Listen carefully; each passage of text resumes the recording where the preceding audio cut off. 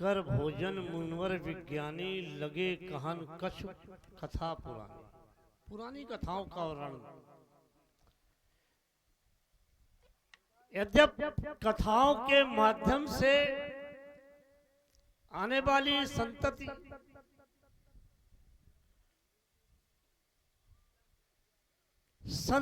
जो कथा सुनती है वो संस्कारी बनती है। इसके माध्यम से संस्कार प्राप्त होते हैं, पूर्वजों की कथाएं बताई जाती हैं। किंतु वर्तमान की स्थिति ये है कि ना कोई कथा सुनता है ना कोई कथा कहना चाहता है। भाई कहेगा वही व्यक्ति कथा जो कथा सुनता है।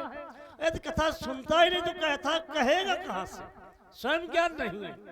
ये कथा ऐसी चीज है कि जिसके सुनने से आने वाली संतति पीढ़ी जो है संस्कारी होगी। उससे पता चलेगा कि हमारे पितृ लोग कैसे थे, पिताजी बाबा जी, हमारे आराध्य भगवान राम कृष्ण और आने वाले देवी देवता किस प्रकार के थे, उनमें क्या शक्ति थी, उनकी उपासना और वंदना से हमें क्या प्राप्त होता था।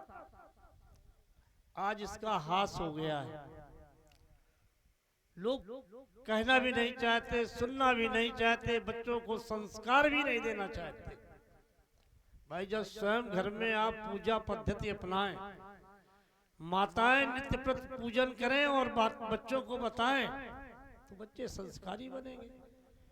कहते भैया समय नहीं है। समय का बड़ा अभाव है आज के युग में। सब कुछ उसी ने दे दिया तुम्हें।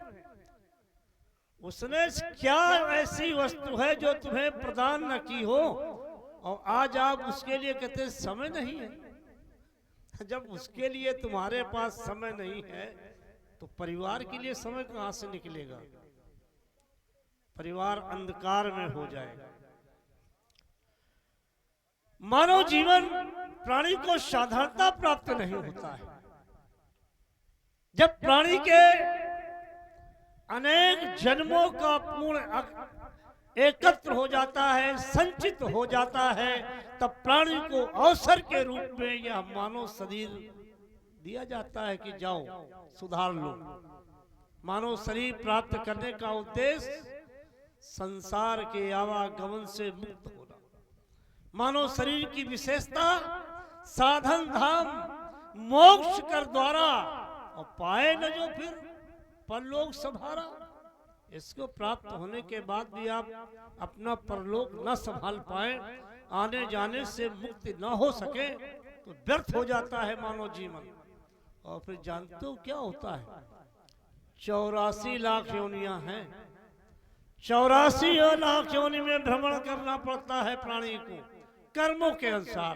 तुम जैसे कर्म करोगे, शुभ और अशुभ कर्म अनुहारी ईश दे फल हृदय विचारी। तुम्हारे जब प्राणी यहां से जाता है, तुम्हारे शरीर पे दो ऐसे गुप्तचर बैठे हुए हैं, उनके वो तुम्हारे एक एक क्षण का लेखा जोखा रखते हैं। उनसे पूछा जाता है इसकी सुनाओ क्या कहानी है, क्या इसने पुण्य किया, क्या पाप किया।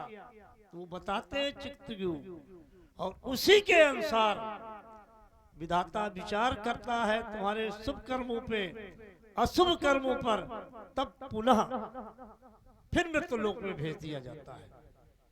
जबकि वास्तविक स्थिति यह है कि नर समान नहीं कौन देही,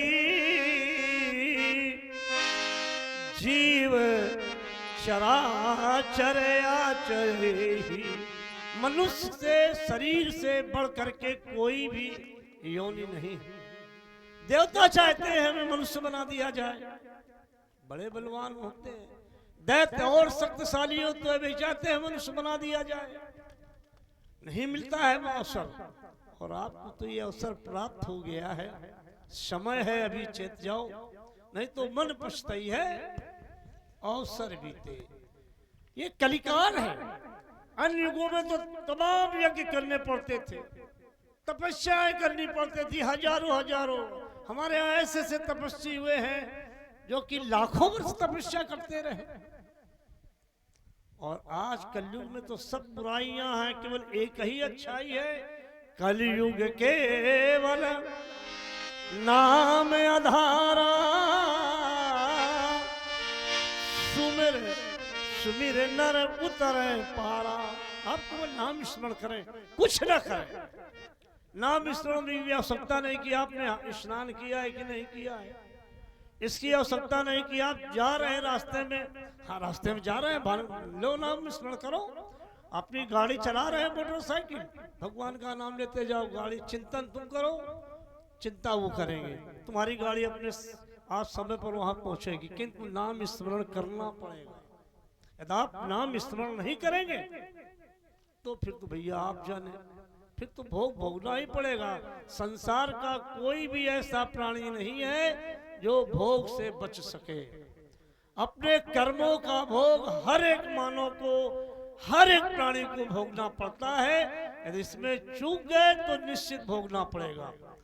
ये दिव्य मनुष्यों ने 3 समय निर्धारित किए हैं हमारी पूजा वंदन के, प्रातःकालीन, मध्यकालीन, सायंकालीन। ये संध्याएं हैं। इसमें जो आराधना वंदना उपासना की जाती है, इसके करने से व्यक्ति से जो भी अनभिज्ञता में पाप युक्त कार्य हो जाते हैं उनका विनाश हो जाता है। और जो जान करके कार्य करेंगे आप तो फल भोगना ही पड़ेगा। ये सायंकालीन संध्या है। और इसी श्रृंखला में श्री गया प्रसाद जी सविता 20 पुष्प मुद्राएं और एक छोटी सी बच्ची प्रावी सविता, इसकी भी तरफ से 20 मुद्राएं भेंट हुई हैं। कोट कोट साधुवाद। ये सायंकालीन संध्या है। दिवस का अवसान, निशा का प्रवेश, दोनों के पारस्परिक मेल के शुभ समय को हम संध्या कहते हैं। हमारे मनुष्यों ने बताया, तय वर्ण की संध्या मूल है ये,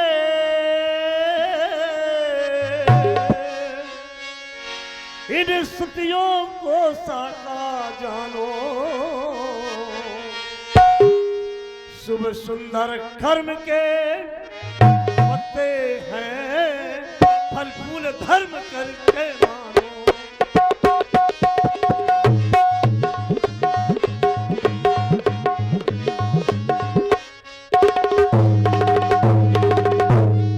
जल की रक्षा यदि नहीं करी,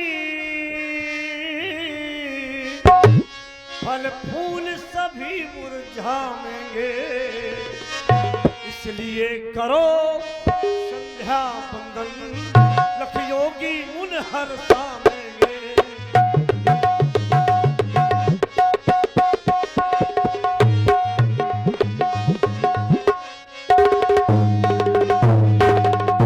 है महाकठिन तप का करना, ग्रस्ताश्रम में रहते रहते।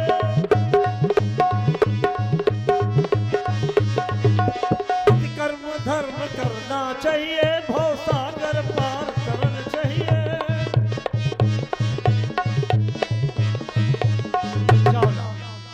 शुभ समय माता संध्या देवी की उपासना और वंदना। और आ गए श्री शंकर दयाल जी मिश्रा।